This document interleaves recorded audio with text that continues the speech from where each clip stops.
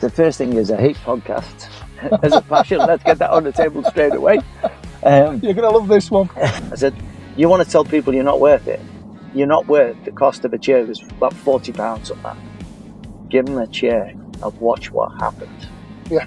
So we saved 240 quid at the cost of every single day, hundreds of units and not going through. Yeah. Saving money in the wrong place.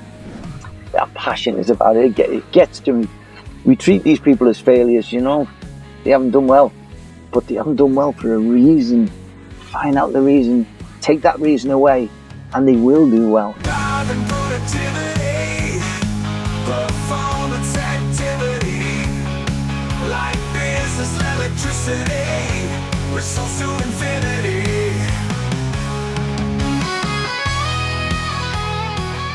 Welcome to Driving Productivity. I'm here with the incredible George Madine today.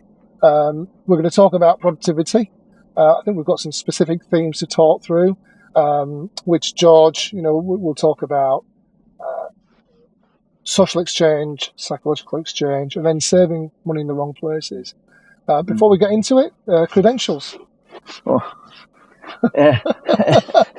Only this idea, incredible, amazing. Yeah. Not many people call me that, but hey,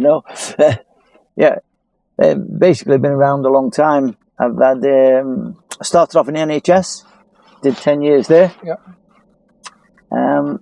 Ended up getting taken out of what I was doing, put into hospital management, where they put me on an MBA course. Met the wife, whose dad had a big joinery shop fitting business. He went and died, and I got catapulted into leading and joinery and shop fitting business. So at 32, I got my first CEO's job. We had another 6 businesses over time. Yeah. Then I got divorced after about 20 years and decided I'd had enough of doing my own businesses, went into consultancy. Got asked by Bradford University to do some teaching there. And 2 years ago, I've eased off on the consultancy and become full-time at the university as an assistant professor, teaching leadership, management, basically get people to be more productive. So you've got a unique and wonderful combination of academic knowledge, experience in teaching, and lived experience as a CEO and a consultant. An eclectic mix of all of those things together, yeah. Which is pretty awesome. Before we get into the detail, tell me about you. What's your thing?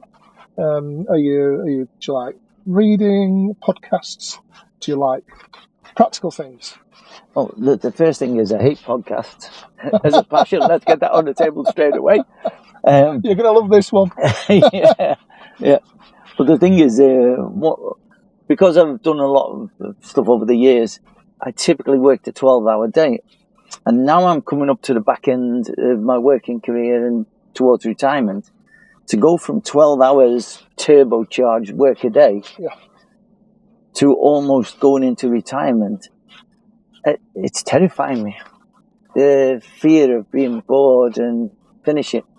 And at the moment, although I work full-time at the university, having been in business, it is intense. Universities, with great respect, are not intense. And it's easing down, but I still haven't found that thing I'm going to do when I come to retirement time. So hence I keep on working. Well, it's a good hobby to have, and look, you do know your stuff. And I think when it comes to productivity, businesses need the knowledge that you have. One of the things that I'm really passionate about is helping SMEs, because I think there's absolutely. a real gap between access and knowledge. There's actually an intellect gap there in terms of productivity, and of course there's a productivity challenge, as we keep being told by our politicians. But people don't often know where to start, and it's a very broad subject, is productivity. There's a lot of things underneath that umbrella, and in the past we've talked to other people about customer journey and customer persona. We've talked about performance of the process, but today we're going to talk about some deeper stuff: social exchange, psychological exchange, and then my favourite subject, saving money in the wrong places. So, George, share with me your thoughts. I may ask questions, but I think you'll be very clear and concise in your explanation. So over to you. Okay. So one of the things we were talking about is this idea of SMEs. SMEs are effectively small businesses that are trying their hardest to grow. And what often happens is you start off with some type of founder who's typically got some type of core skill. And then as the business grows, what you find is that the core skill you may have started off with, you end up doing lots more management than your core skill. You've employed people.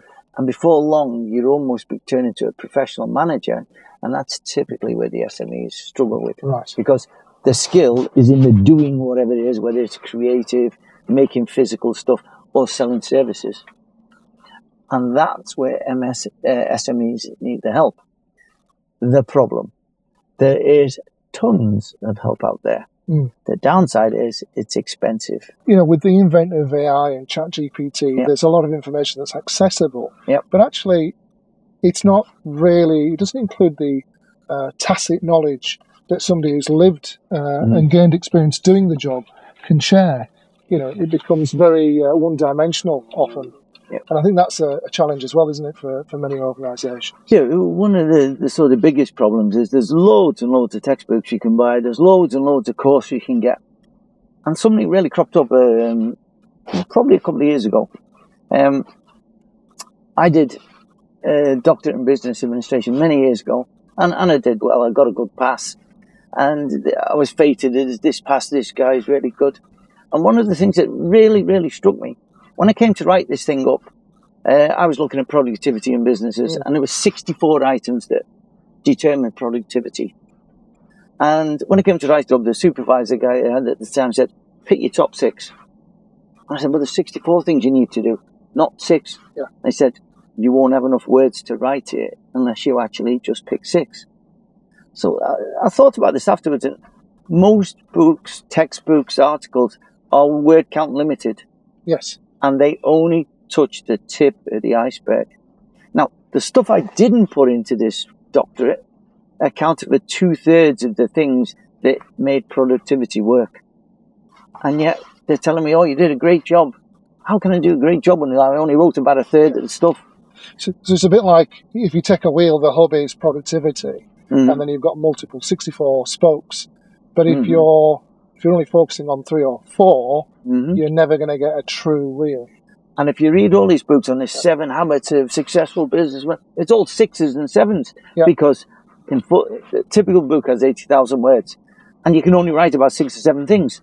So all those 6 or 7 things, they may be the most important things, but 2/3 of all the stuff you need to make it work, the small stuff, that's not in all the textbooks. And I've spent most of my working life doing consultancy, going in and people saying to me, oh, it's all right, you business people coming in. I went to business school and I've tried all the theories. And I said, but you haven't tried all the stuff that we don't teach you.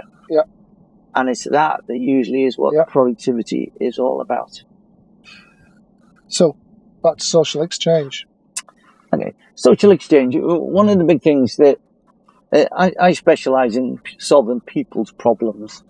People typically fall into 3 categories.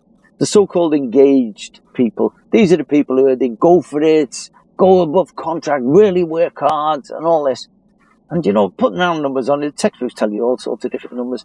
Well, let's say 10% of people are the go for it people. Typically, on the opposite end of the scale is the 10% I don't want to play people. These we call them disengaged or all sorts of different, I'm not playing. Now, what most people don't know is typically those disengaged people were the people who were in the engaged bracket, but for some reason we've upset them.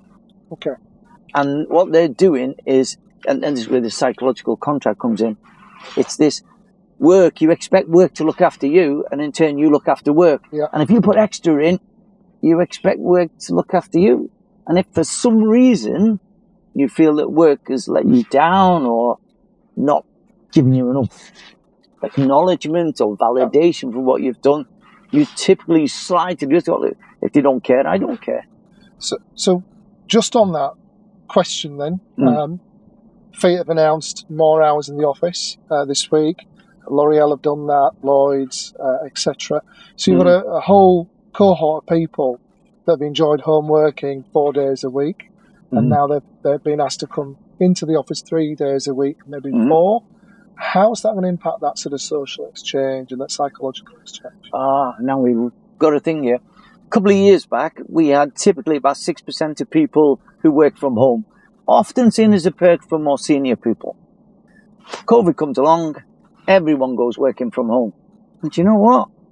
It effectively didn't fit everyone, but for an awful lot of people, it reduced our costs. I don't have to travel to work. I don't have to battle the traffic for an hour there, an hour back. I've knocked 2 hours off my day. I've saved all the travelling costs. But crucially, if I've got childcare costs, and my dog is happier because I'm sat there with them, taking them out for a walk and stuff. So my respective reward for my job has increased. Lower costs and better quality time because I'm at home with the kids 2 hours extra a day. And do you think productivity has gone up as a result of it? If you look at a lot of the sort of data on it, around about 1/3 of people have massively increased what they do. And in terms of social exchange, it's almost like I'm getting an extra reward, so I'll work a bit harder.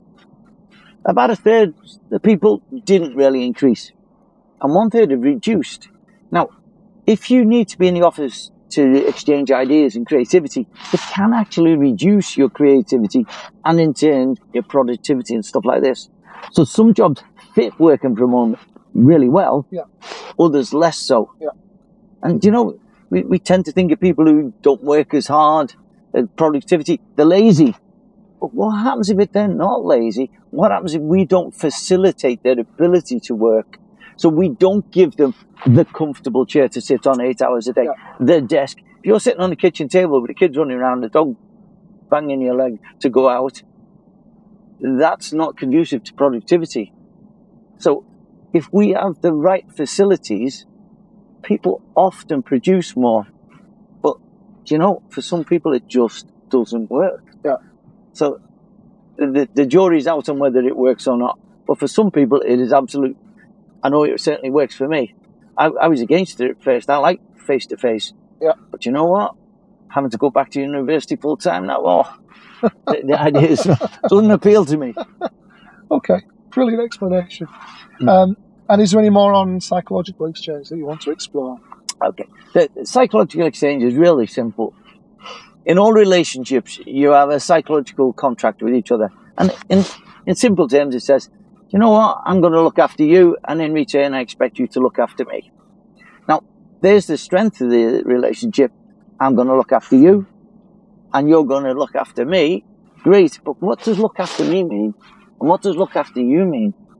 Because a psychological contract, when we're looking after each other, do you know what, we're working together, we tend to be more productive. But what happens if I think that, you know, hang on, I'm looking after you, but you're not necessarily looking after me to the value I'm looking after you. Okay, so it's a value exchange. And there's a value exchange. And that's when people who we talked about engaged often slide down to the disengaged, because what happens is, I'm looking after you really well, and you know what? You don't really care about me.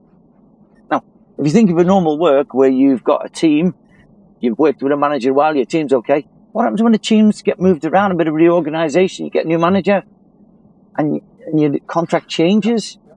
You know, and you thought, hang on, I had a nice little position where we all worked together, knew what we were doing, and now you're making me do stuff that perhaps I don't want to do. Maybe I'm not even very good at it. And all of that affects the psychological contract. And they often slip into the, whether they go to the I'm working against the organisation, one thing, but they often go to I'm no longer putting the extra effort in that I was. So, George, perhaps I'm a listener listening to thinking, this George Madine guy, he's really interesting. I'm really enjoying listening to it. But why does it matter? Well, productivity matters, as in, it's a really simple thing. If you can actually produce more for the same cost, that eventually increases profit. And everyone's in it for profit. Now, one of the big things I look at with SMEs is we often have a certain way of working. The founder sets it up in a way. And often they have family, friends, and all this type of stuff going. And we have very strong psychological contracts with them. Yeah. And then what happens over a while as we grow bigger and we become more, I hate to use the word corporate, but more professional. A professional relationship is often different than a personal relationship with your brother, your auntie, your uncle, and whatever. And that often strains our psychological contract. So what works early on as a massive strength can often be a real drag as we get bigger. Yeah. And last year I worked with an organisation that started off as a family because they're literally on the kitchen table. Yeah. They've grown to about 10, 15 million turnover. And it was predominantly family. Right. Now, one of the big problems with family is you fall out with each other because that's what families do. So SMEs that start off with families often a major advantage early on. Yeah. But they struggle later on when you have to sort of become standard operating procedures. Yeah. And crucially, when you want to change things, because if a family member has gone, well, they can't do it anymore because you've advanced beyond their ability, how do you sack your brother? Yeah. And that's often a big issue with SMEs. So how do we then take that explanation and apply it to corporates? Okay. So typically with corporate, one of the things we do is, and this is, I'm old enough to, when I first went to business school, they told us all this idea of people are your biggest asset. We didn't have that when I first went. That's a relatively new concept. It was people are units of production, and if your units of production don't produce, get rid of them and get better ones. Straight? Yeah, straight. Sure. Yeah. One of the things about it is, if you look at people like me, and if you look at people like me, when you've taught people that people are units of production, do you know what? You can say that, oh yeah, we've changed to new, looking at culture, the way people do. Yeah. But your first way of learning things is that, just give you an example. If English isn't your first language, and you basically grew up with a different language, by the time you've learned English, the new way of doing business, you still have remnants of your accent, even many years later. Yes. So the very first way you learned it affects the way you're currently doing it. Yep. So I embrace this. People are our single best asset. But you know what? We used to have this idea that get rid of them if they don't play. I actually did something called CWD, clerical work data, back in the day, and we broke activity down into units of activity. Absolutely. And awarded it a time. It was used by Rolls-Royce and others. And so we knew that actually, and one of the things that really made me laugh was that we even had a JH15, which was jogging paper. And if you were jogging paper excessively, you were not good at your job. That's what we were taught. People are units of production, and if they don't produce, you change it. And we wrap it up in all sorts of cultural ways we work these days. Emotional intelligence, but fundamentally, units of production is the way we do it. Yeah. And that becomes an issue when you're sort of trying to become corporate, because if you tell me, George, I want you to do all this type of stuff here, and I perceive myself as a unit of production, why would I have a strong psychological contract with you? It all becomes then, well, you want me to get the maximum out of me, and in return, social exchange, I want the maximum out of you. Yeah. And then it's almost set up this idea of we're at odds with each other to who can screw the most out of each other. Yeah. Yeah. And that's when we start limiting our productivity. And the idea of there's a going rate for the job. If you want to pay me this much, I'm going to do this much work. And if you want more than that, it's going to cost you more. Brilliant. That's really good. And there's a lot more we could talk about on that. But we have limited time on the podcast. And I was really wanting to get into saving money in the wrong places, which is something dear to my heart. So again, over to you, George. This really profound example of this come across the other day. I was working in a place about 6 months back, and I went in and they had issues with they'd hit the peak of productivity and they wanted more productivity, but they couldn't work out how to get it. And I do a lot of people work, and one of the things I did is I walked into effectively an assembly factory, And I went down there and I started talking to the people. And one guy was sitting at what it was apparently 45 degrees angle. And I thought he was disabled. And I said, how are you? He says, because I've got a rubbish chair. And I said, you've got a broken chair? And then there was 6 or 7 of them all in the line. And he said, we've all got broken chairs as well. And then they all jumped off the chair and they're rattling the chair saying, look, all these are really rubbish chairs. And he said, we can't work as hard as we could do because we're constantly balancing on the chair while trying to do our job. So can you fix our chairs for us? So I went to the manager's office, the ops manager said, I need 6 chairs, £240. He says, oh no, we'll repair them. I said, you want to tell people you're not worth it? You're not worth the cost of a chair. It was about £40 on that. Give them a chair and watch what happened. Yeah. So we saved 240 quid at the cost of every single day, hundreds of units are not going through. Yeah. Saving money in the wrong place. Brilliant.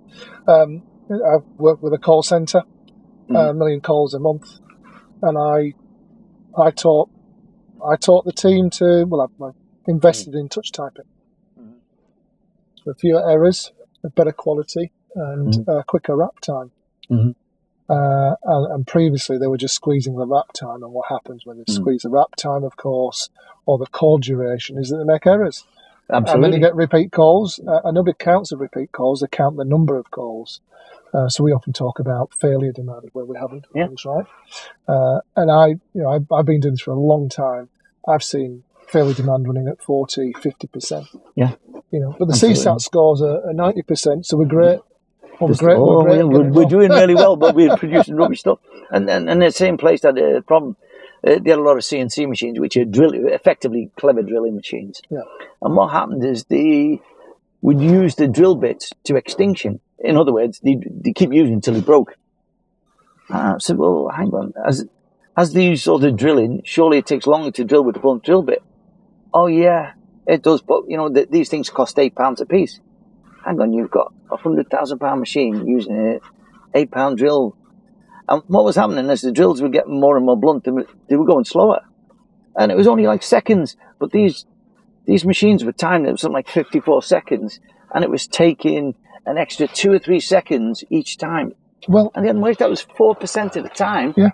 But the drill bits were actually producing slightly oval holes at the ends because they were not working right. And then that meant that the next person couldn't get their part in quite as easy as they could. And the impact, and the whole impact was for an £8 drill. I said, why don't you use them for what might have an effective number of hours? So I don't know, maybe 1,000 drills. Yeah. And once you've drilled 1,000 holes, get rid of it, do the next one. Yeah. Saving money in the wrong place. They didn't have a bigger quality department, did they? Because that's a classic, isn't it? The crazy thing is they had a major quality department, and they were shouting at people, why are you drilling holes that's got ovals in this guy can't put stuff in. And I said, change your policy on your drills. But it's a very old methodology, isn't it, from Dr. Edwards Deming. Yeah. It says build quality into the process rather than check it out. 100%. But you see, what happens is when they first started, it was a kitchen table thing. The drill bit, £8 was expensive to them then. Yes. So what happens, they drill it to extinction. Then as you become more corporate and you suddenly go from hand drilling these things to, and they had several of these £100,000 machines, why are you still using an old-fashioned technique? Because nobody's actually looked at what the impact of doing that is. And that's why SMEs often need someone, a fresh pair of eyes to come in and say, change your drill pattern, cost you, I don't know, £300, £400, £500 extra for extra drills, and it will improve your quality and the massive throughput.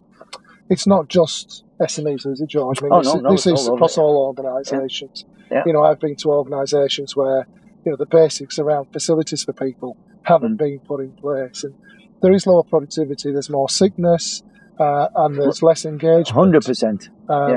And these are the human things. I think if we were led by purpose as opposed to profit, that would change things. 100%. Make your staff feel as though they're valued. Yeah. And one of the things when I went in and talked to these people, in the assembly department, they had maybe 20 people there. And there was a whole bunch of operations that had to happen in a set sequence. Yeah. And when I was eventually told, now don't forget, when you go into these places, people don't trust you first. You're a management spy. So you've got to talk to them a few times, build a trust, let them get you. And eventually, I said, are we doing this the most efficient way? And I said, no. I said, well, how would we do it different? I said, well, she needs to be working over there. He needs to be down there. He's thing. And what you often have is what we call a rate limiting step. There's one process that drives all the others. If I can only make the first one at 100 units an hour, everything after it can't take any more than that unless you buy an extra machine. Yeah. So they said, well, this guy here is super fast. You put him in there and it drives everybody else to get rid of him as he's banging new ones through. So stick him there, and when he gets tired, rotate him with him who's second best. Yeah. And then everybody gets loads more. Productivity from 28%. Wow. 28%. Because I actually asked the people who did it, how should I do it to make it better? Yeah. So listening to the people that do the work. 100%. Yeah. And you know what? One of the things with managers, you walk around and you've got a big badge that says manager. I know, because I swagger a bit that I know how to do it. The guy that does it on the line is the person that knows how to do it. Once they know what they're doing and crucially why they're doing it, where you fit into the whole operation, that's when you start getting your productivity. So on that though, George, just my perspective, and I'm happy for you to challenge me on this. I think management's been bashed over the years, and we've been told that we have to be leaders, and it's almost as a way sometimes overled and undermanaged.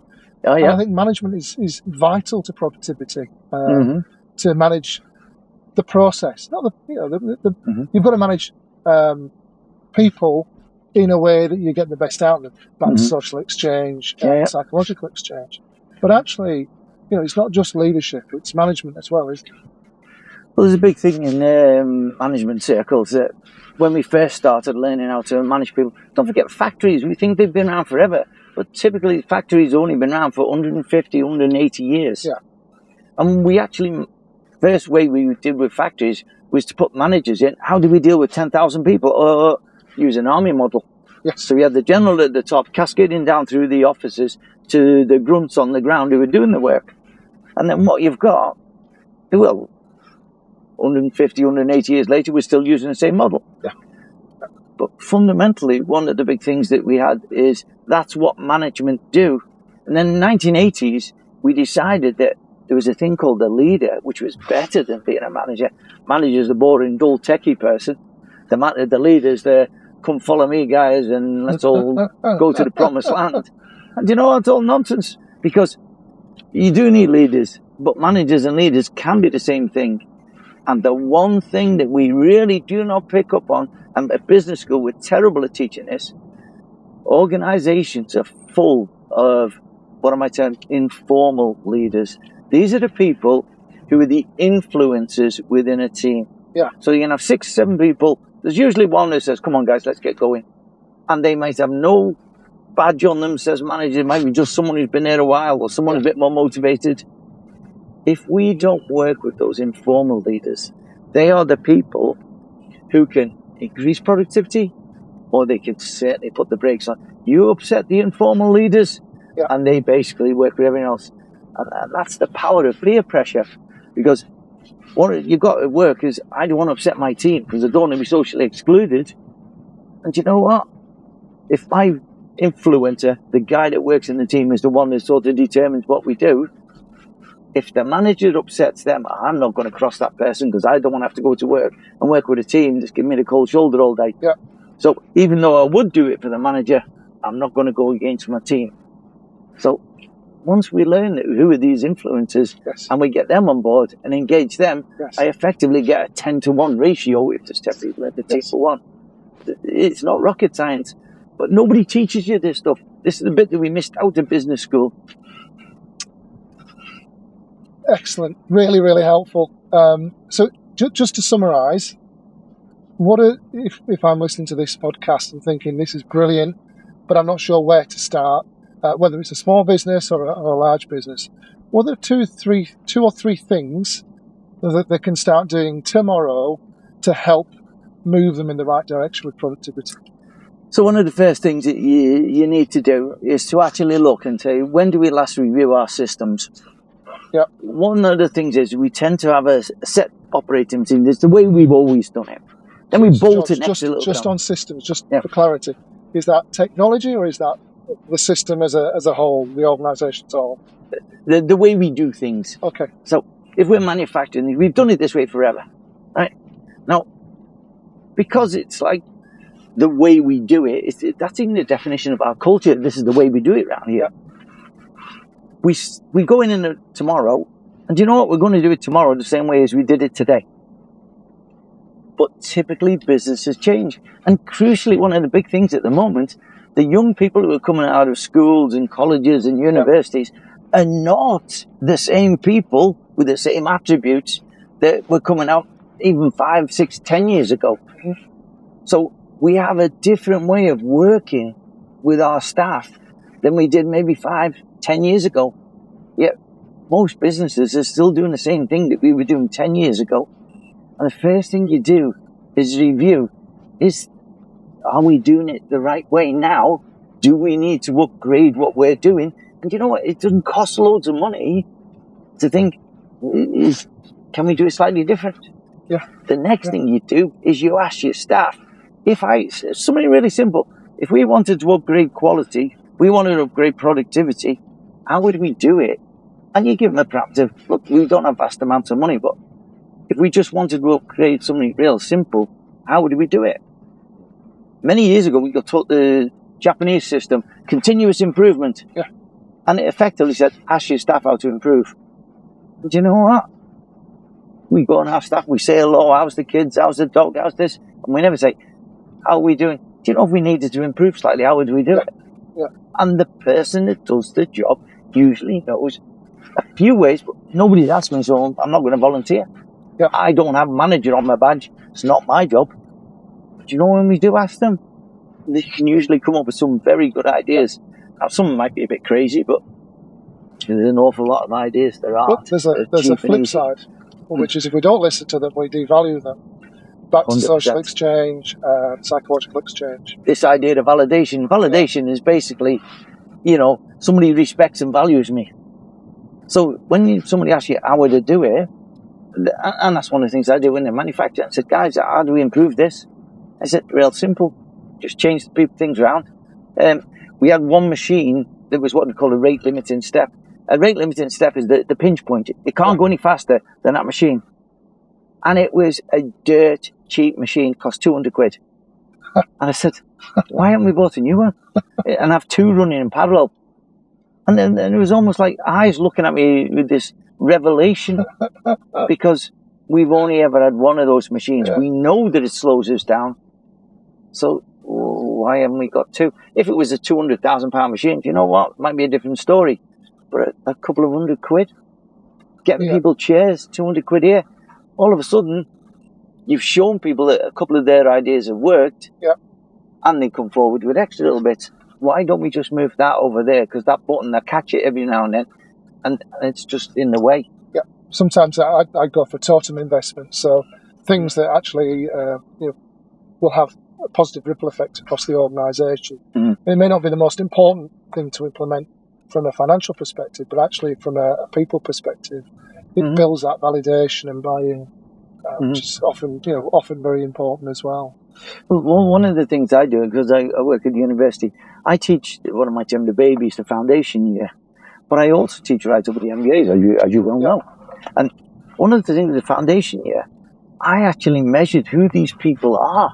That's one of the things I do. I spent years measuring people, and we found that in the foundation year, the amount of this attention deficit disorder was huge. It was around about a third of them had some form of attention deficit. And when we looked at the people who'd succeeded and got to final year, the numbers were significantly lower, but that was still about 15%. So twice as many kids who didn't quite get the grades at the ADHD. Then I looked at things like hearing problems, deafness problems, eyes. And these kids had all sorts of issues. Yeah. So they weren't doing well, not because they weren't academic, Yep. It's because they had something, possibly a combination of some things, that was holding them back. Yeah. So one of the things I did is I adapt to how I teach the babies. We're supposed to teach on an hourly basis. They give me 3 hours with these kids. When you've got ADHD, half an hour is about the best you can do. Yeah. So literally every 35 minutes we have a break. And the deal I strike with them, we have a break, you all come back after the break and we hit it hard for the next half an hour. And that is a psychological contract. I look after you, you look after me. I recognized you guys may have this issue, so that's the way we're going to play it. Do you know what? My attendance is high, and these kids are trying. Because I say it's this that may have slowed you down, not your ability to do the academic stuff. Brilliant. Excellent. It's all straightforward. When you know what that passion is about, it gets to me. We treat these people as failures, you know. They haven't done well, but they haven't done well for a reason. Find out the reason, take that reason away, and they will do well. George, on that note, I'm going to thank you for your time today. That has been a wonderful conversation. Really enjoyed that. Thank you for your time. No problem. And I look forward to speaking to you again about the other items under productivity. Thank you. Performance activity, like business electricity, results to infinity.